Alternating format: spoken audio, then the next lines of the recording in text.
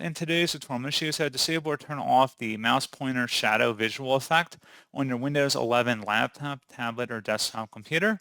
So this should hopefully be a pretty straightforward process here, guys. And without further ado, let's go ahead and jump straight into it. So all I have to do is open up the search menu and type in settings. Best result, you come back with settings. Go ahead and select that.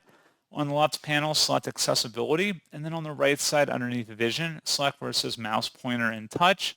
And then scrolling down where it says enable mouse pointer shadow, toggle this to the off position like you see on my screen to disable it, and that's all you have to do. So pretty straightforward process, guys, and as always, thank you for watching. I do hope that was able to help you out, and I do look forward to catching you all in the next tutorial. Goodbye.